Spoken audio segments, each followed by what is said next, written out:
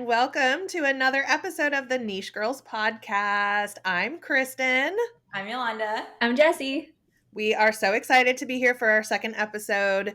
Today, we are going to talk about our personal favorite designs that we've done so far. So, that's like as of this moment, what's available in the store. Correct. It's probably going to change. It could change as soon as next week when we release something new because we are always releasing new stuff. And the list, I don't know about you guys, but I had like a really difficult time picking one. I tried to stick to our originals, and I tried to pick out of that because if I add in all of our new designs, there's no way I can pick, which I mean, future from now, we'll definitely have another episode on this and we'll have a completely different one because I'll have more options. But right now I really tried to stick to like the OGs. Yeah. I picked basically off emotional attachment. Like Kristen said, how it can change from week to week, our design. This one just came out this week, and I picked it because of my attachment. But I like all our designs. I know. I love them all, and I feel like it changes depending on like where I am too. Like I'll be in a park and I'm like, oh my God, like I love that we have this design. Like that's so awesome. I love it. And then I'll be in another park the next day and I'll be like, no, this one is really where it's at. So it just changes all over. So that's what we're going to talk about today. Who wants to go first? Yolanda, go for it. Yeah, you go first, yeah. You have an emotional attachment. I have a massive emotional attachment. I love it. So my favorite designs that we have is one of our newer designs, and it is the Illuminations torch. If you're watching on YouTube, I'm holding it up. But it is the Illuminations torch. So I'll give a little bit of like backstory first about Illuminations and then why I specifically wanted to do this design. So if you went to Epcot from 1999 until 2019, you would have seen Illuminations as the nighttime spectacular show. So it started as part of the Disney Millennium Celebration, and which is why we released it with the Disney 2000 Epcot Globe with the hand. If you go on our site, you can see that one too. It featured pyrotechnic, lasers, like lights on all the buildings, fog, fantastic. It also had an original score, so which still can like cue full tears from me. Like literally, I was making a reel the other day, and Kristen and I just had to find which part of the music to put in the background, and I was like, yeah, God. She had tears in her eye. We were both literally had extreme rocking out, and she like legit had tears in her eyes. And then that was making me teary-eyed because I love it too, but I was trying to hold it together, and it was just like, oh my God. A moment, you guys are so funny. It's rough. It's rough. It was narrated by Jim Cummings, who is an absolute icon. He is the voice that you would hear come over the speakers and be like, in just 15 minutes, illumination, reflection. Okay. And then, if you guys didn't know, I didn't have to look this up because I did know it, but I did write it down. Illuminations happened in 3 acts. So it happened in chaos, order, and meaning. So the first part of the show, when you would hear like all the explosions happening and the pew, pew, bum, bum, bum, that's supposed to be like the creation of the world. And it's why the ball is not lit up and moved to the center yet, like the globe. Then the order part is, first of all, it's obviously when the world globe moves to the middle. And then when it starts showing different scenes from around the world and we get fireworks like one at a time from the showcase. So that was like everyone trying to find themselves and how to work together like as humans on the planet. And then the last part after everyone claps the first time, you guys, okay, because they clap like 3 times. So after everyone thinks it's over, because you know that moment, right? All the fireworks, and you think it's over, and then it's not over. The globe opens, like little fire all over the lake, little individual candles glow. It's the Unity globe, much like the Unity blanket in Parks and Rec. It's the Unity flame, if you didn't know, and that is when all the showcase like starts shooting out together, lighting up together. And then we agree to buy the song We Go On, and that's also the Unity part. And then afterwards, which I had no idea the song that is played after Illuminations when you're walking out has a name. It is apparently called Promise. But I always called it the Hela song because if you watched it from like France, which is where I normally watch, you'd hear like the Hela. I'm singing it in my head right now. You guys are so funny. I always called it that. but I'll move on to why I have an attachment. So I worked when I did my Disney college program at the Yacht and Beach Club. And as I said in last episode, I didn't go to Disney a ton when I was a kid, but when I did, it was Epcot because I'm not a big ride person, and Epcot is like one giant museum. So it's right up my alley. Yes.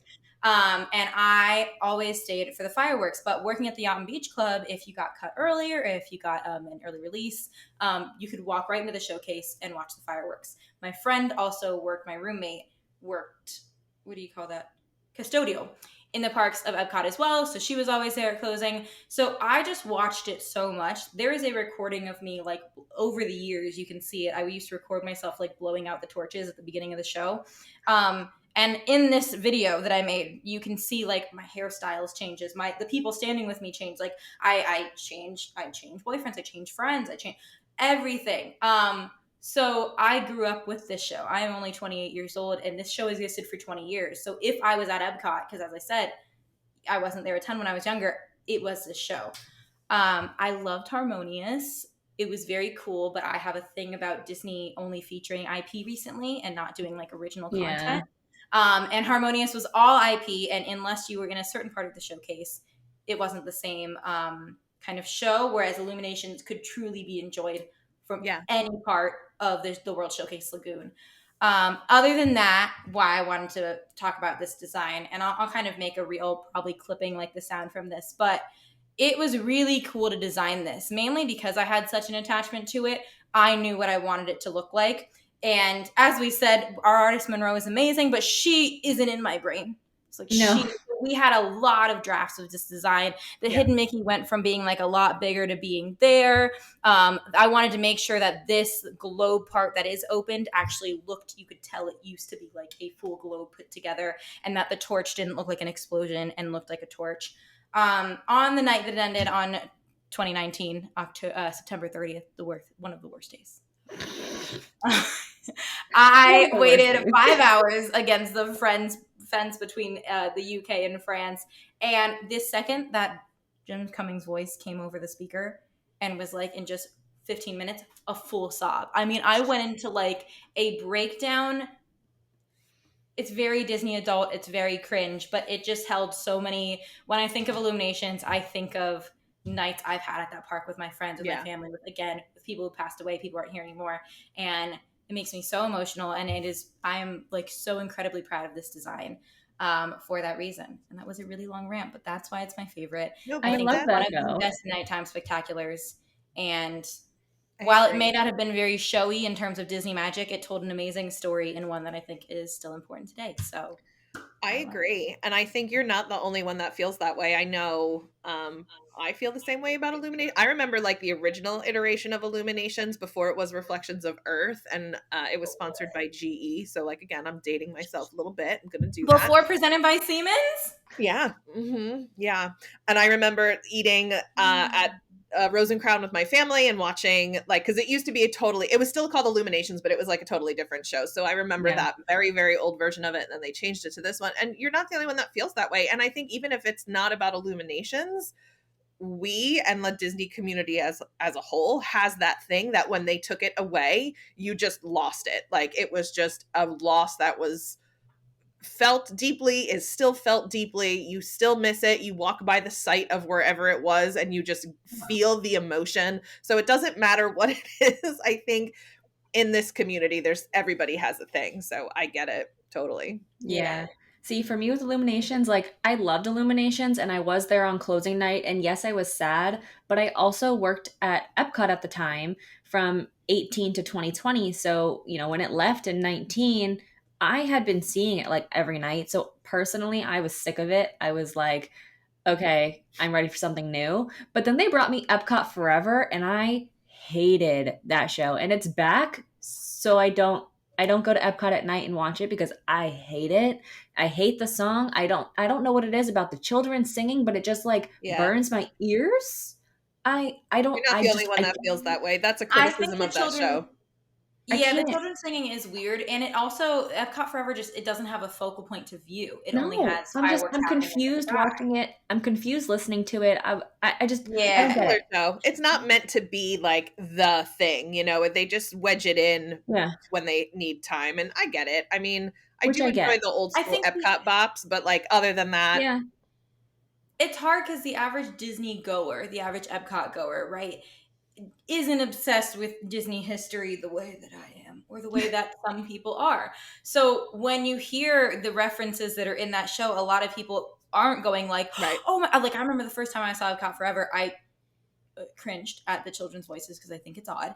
But I was like, oh my gosh, to every point in music where it changed, because like, as I said, like I was always very big into Disney history. And so to hear those like calls to the past, I think was very cool, but not having a focal point for kids or something to look at other than just the fireworks, I think is a loss. And then just, it doesn't necessarily tell a story. It just tells you the past, and I don't. Yeah, which I did appreciate with Illuminations, because it does tell a story, and I did enjoy that. I enjoyed the harmonious bop. Like I know it's all IP, but like I couldn't not dance to the song. Like I'll play it in my car. Like I'm just like do do do do. I will say the Coco section was an absolute masterpiece. Oh, it was amazing. They didn't have to go that hard, and they did, and it shows. It going from sobbing to doing a full salsa routine. Crazy. I don't know how they did it, but how does how did Disney? I don't know how Disney does that either. But I was like that with Illuminations. So yeah, I get it. Illuminations was, it was there and it was great. And it was hard. It's just when I think of like really good times in my life, especially like where I was mentally, I think about those. Like I would go on like literally David and I would like go to restaurants at the beginning of him visiting, because we were still long distance at the time, and like we would just go to Epcot because we both had passes at the end of the night just to watch that, because he knew it meant a lot to me. So like, and just so many different things, but specifically I thought it was, I remembered too, it was always so fun because like my favorite part, and this is really weird, of the show was when so many fireworks would go off that there was like a gross amount of smoke in the sky, especially on summer nights when there's no breeze. But then the lasers on the smoke from the fireworks. Cool. Yeah. So cool. Oh, are you kidding me? Okay. It was perfect. I love an 80s, 90s piece of magic, and lasers are it. Okay, I'm sorry. I love a good lasers on smoke show, and like Illuminations had it. They had it. I love it. Fantastic has lasers, but Illumination had lasers. It had lasers. All of them. Okay. Like with the head bob and everything. Lasers. Okay. So anyways, no one can tell me differently. I know multiple people that do not share the same frame of thought on me, that Illuminations was the best nighttime show ever. And that is okay. Everyone is entitled to their own Disney opinion, but that is mine. And I wanted it to be one of our Epcot designs, because like one of the first Epcot designs we did does hold also a really special place in my heart. But once we came out with this one, I was like, it can't be anything else. It has to, my favorite design has to be. All right. Kristen, you go next. All right, I'll go. So my favorite, first of all, all of them are my favorite and I love them, and I had a really hard time choosing. Yes, disclaimer. So, but what I wound up picking, for many reasons, is it is our Footlight Parade sticker. So I'm going to give you a little history of that sticker as I refer to my notes. Please excuse me. So the Footlight Parade scene was in The Great Movie Ride, which has been taken from us. But it's a scene from a 1933 film called Footlight Parade, which was the musical scenes in that movie were directed by Busby Berkeley, and they mentioned that in the ride, which like they mentioned his name, and then like I grew up knowing that name as a result, even though I had no idea like what is this, like I have no idea. So fun fact, the Great Movie Ride was originally developed to be part of a Hollywood pavilion in Epcot. And they kept adding to it and adding to like this pavilion idea that they were going to do like movies and all that stuff. So they wound up spinning it off into its own theme park, MGM Studios, which opened in 1989. And the Great Movie Ride was one of the original attractions. And it took you through all of these movie scenes from old movies up into, current movies at the time. And it was just such a classic, amazing ride. And it was, I don't know, it was a movie ride in a movie park, and it just made so much sense for it to be there. And it closed sadly in 2017, and I was pregnant with my son, and I was living up north at the time, so I was like ready to have a child too. It wasn't like newly pregnant, like I was at the popping stage. And so I couldn't, and just drop everything I was doing to come down here and ride it one last time. So that's one of the many things that makes it very upsetting to me. But Regrets. it was, I don't know if you guys feel this way, but at the time it was so revolutionary because the ride had like two different scenarios. Remember, you would either get like the gangster one or the Western For the Western. scene. And fun fact, I only got the Western scene twice in 30 years, and one time because I waited for it. And it's not like for lack of riding. Like I was on that ride several times a year. Crazy, right? So like I had to wait for it. I got it a lot, but I think it's because during my college program I was there too much. Yeah, I don't know. I rode it a lot. I always got the gangster. So like the gangster one is very like embedded in my brain. I remember being a young kid and like walking what is now like that Pixar Place area, like walking to the back there, and you would smell the spaceship Nostromo from the outside, like very early in the morning, and the ground would be all wet because they had hosed everything down, and that smell would just kind of hit you. And so I have all these memories of that ride. And I went to MGM Studios in 1989 when it opened, and just all these crazy memories. And even just this scene in general had so many changes, right? Like when it first opened, it was a fountain and it was spinning around, and then it would flood the tracks, and so then they kind of dialed it back and they put that scrim over it. So I feel like there's just so much history, so many memories. And Runaway Railway is okay. It's okay. It's cute. It's cute.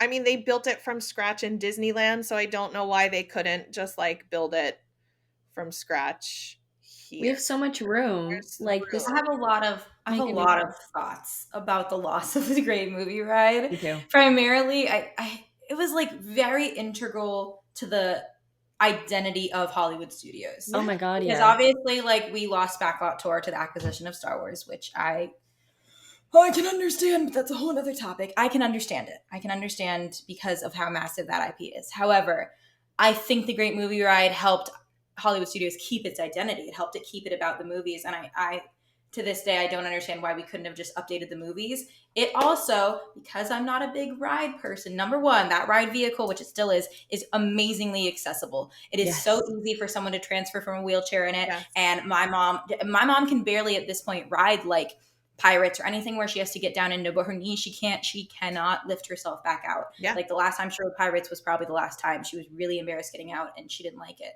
So that's number one. It was very accessible for my whole family and it was important to me. I loved it.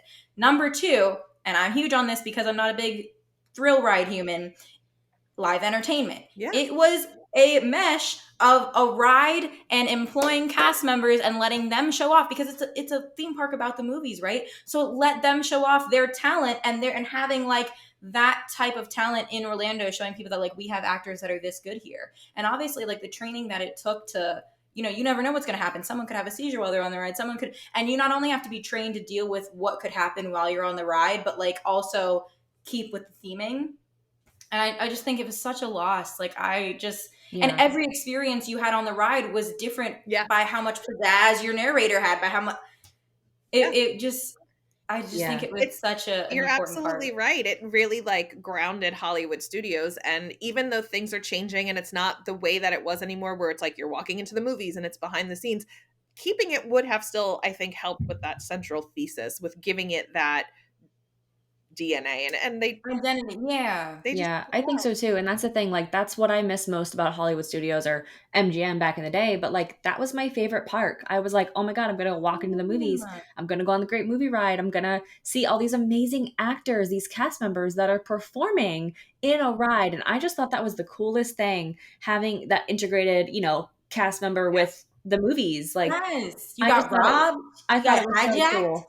Yeah, it's like you're watching a play, but like you're in a ride, and it was the best thing ever. So cool! It's a lot. Of that. It's a lot. It also was very long, which I think those rides always help you. Like if you are going to wait, for instance, like I love Mine Train, right? It's fantastic. But like if you are going to wait an hour and a half for something, for it to be over in 40 seconds is hard. Yeah. And also young kids to wait that long for 40 seconds. Whereas Great Movie Ride, you were on it for 12 minutes. You were sitting, everyone was entertained. The scenery kept changing. It might have not dropped or anything, but like you got your money's worth out of waiting that hour. Yeah. Like, yeah. You and that's got the thing. And it's nice AC. It was a nice cool off too. So like if you're overheating, like the line is in the shade. Yeah. And that movie they played too in the beginning while you were like winding through the switchback was like entertaining, and you got to see the movies that you were gonna see on the ride, and then at the end too, the little movie collage. Like I miss all of it so much. And I miss it too. I still feel the loss, when I'm at Hollywood Studios of not being able to go on that, all the and time. I feel like and we were gypped. The fact that they just like, the fact that they just like teased us, like they kept the Chinese theater and just like gutted the insides. I was like, change that. And there's no reason we couldn't get what they did in Disneyland, like a new cartoonish kind of theme, or like built, and it's not my fault we don't have a town anymore. Like we should have one, but again, that's another topic for another day. But like it's so, I don't know. I just feel like they shoehorned it in, and it doesn't really work, and it stinks. Yeah. No, for me, Studios now just feels like a Star Wars Toy Story park. And there's also, I'm sure a lot of other families feel this way, there's just not a lot for me to ride in Studios anymore. Star Tours and the Millennium Falcon made me kind of nauseous. And I can't go on Tower of Terror or Rock and Roller Coaster because they're frankly scary. They're thrill rides. Yeah, I'm not a ride. I like the line to Tower of Terror, the theming. Chef's kiss, amazing. The pre-show, so good. Are you kidding? But for me, it's just not a park unless people are visiting that I go to too much anymore. I love Indiana Jones, and I love the like the little slinky ride, but they're often a 75-minute wait, and it just, for me, there's not a ton to do anymore at Studios. So there's not. I have little kids, and we spend. And I know the argument stands for that about Animal Kingdom, but I can ride a lot more, and I can do a lot more that's not going on rides animals. So for me, I think Studios is going through it, and I think taking away the movie ride just really it made the crisis worse. It did. The identity crisis. So we will never forget. So, Jessie. That's a good one. That's a good pick, Kristen. But like Parade, I know I miss that so much. All right, mine is Hello There, Dino Puppet. Oh, it's your shirt too. He's so cute. I had to match him. Come on, he's so cute. So he obviously, there's not like a crazy like emotional attachment that I have with him like you guys, but I'm just saying when they rip this ride out of my hands, the emotional attachment's going to be worse. Okay. Okay. Same. I hope that never happens. I'm sure it will eventually, but like I will be sobbing. Okay. Mm-hmm. So this dinosaur ride, obviously, it's been there since the opening, but it was Countdown to Extinction that opened in April 22nd, 1998. So again, we just celebrated Animal Kingdom's 25th anniversary. It was one of the opening rides, which was amazing. And then Dinosaur took over in 2000 when the movie came out, which, I mean, the movie's all right. It's cute, but it wasn't like a bop. It wasn't considered a box office. No, it was cute, but it wasn't like all that. But I will say, when you go onto the ride and you watch the little pre-show and Dr. Seeker brings up his little puppet and goes, "Hello there," every single time I giggle. I don't know why, but I giggle. Every single time. I just think he's the cutest little hand puppet ever. And everyone's always like, "Oh, look, dinosaur hand puppet." And they like don't even think about it. So the fact that he was one of our original designs, we were like, we need a dino puppet. Dr. Seeker, gotta have him. And, with Monroe, like we made sure she had like the little arm with the sleeve to make sure he was a puppet. And he's my favorite. And he's so happy and look cute. I love him. Yeah, you're right. I forgot about we were like, no, it needs to look skin color. Like it's gotta look like a physical piece of arm. Yeah, it needs to look like a puppet. And she did amazing. He's so cute. And then a little hello there, like a little hidden Mickey and a little exclamation. And the cast members always love when I wear like the shirt too. Like, oh my god, yeah. So when we first got this design in, this was one of we made the t-shirt first, the hat first. It was our like tester design. Yeah. And I went all decked out to Animal Kingdom to ride Dinosaur, and a cast member stopped me and was like, "Oh my god, is that who I think it is?" And I was like, "Yes." It is. Absolutely. With the hand and everything. And he was like, "Are you going on dinosaur?" And I was like, "Yeah, I'm planning on it." He's like, "Do you have a lightning lane?" And I was like, "No." He's like, "Do you want one?" And I was like, "Yes." Yes. Yes. So the guest experience cast member gave me a lightning lane because I was completely decked out in dino merch. And it was so fun. It was so sweet. And then, like I said, you go into that ride and some people love it, some people hate it, but it's bouncy. I'm laughing. It's throwing you left and right. It's dark. There's dinosaurs yelling at you. Like, you're like, what is happening? But it's so, so fun. It is one of my favorite rides, definitely top 5 in my, all over park list, but it's so fun. I just love it. I wish they'd turn the lights up. I feel like because that is an opening day attraction, it's kind of started to.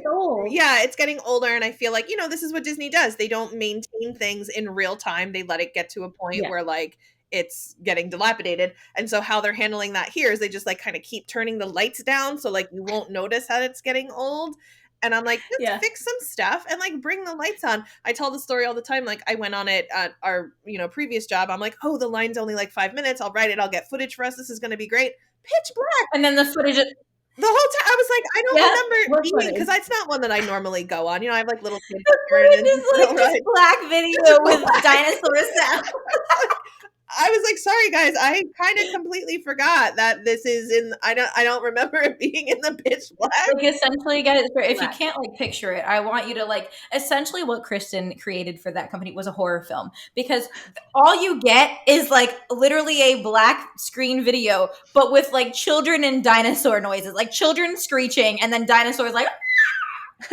It's not good. It's like it does not make good content, but it is funny. But you can't post it anywhere because it's a horror film. So just click up the lights. Just like put the dimmer up a little bit, Disney, and then it would be like way more enjoyable, I think, for everyone. I know. But the tech in that ride is awesome. It's a good one. It is. I love it. I also really love torturing Kristen because in the gift shop there's these little gummy dinosaurs.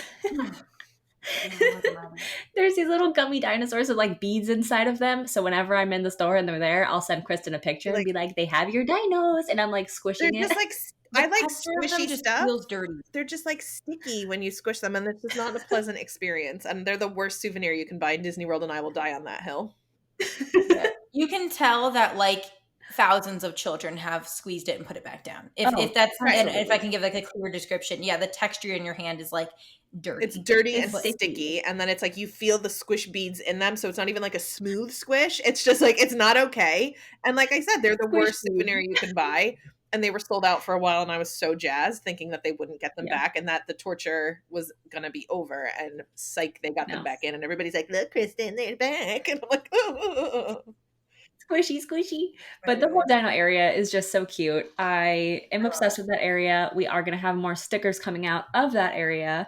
So I even can't wait to do like another dinosaur sticker, because I want to do the ride vehicle and then just the words like "Welcome to your trans-dimensional joyride." Like that's another one I want, because like also that ride vehicle for the time was like such a. I remember there's actually like I think iconic. If you go on Disney Plus, one of the Imagineering episodes they have about that. It's mirrored in Disneyland as the Indiana Jones ride, but it's the same ride vehicle. And like for that time, having a Jeep that operated like on its own, and like where it made you feel like you were driving through terrain, the science behind it and all the work that engineering incredible. So cool.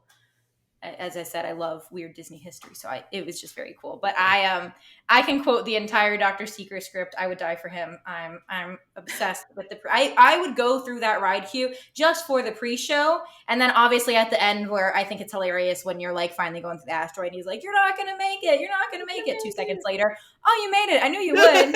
In back with one passenger, extra large. Like it's maybe maybe it's like 6 seconds apart between him saying you're not gonna make it and like, congrats, we've done it. Like it's a good one. So good. I also want to make, this is off topic, but I also want to do the "and fly" from Avatar. Yeah, like, that's another iconic like pre-show.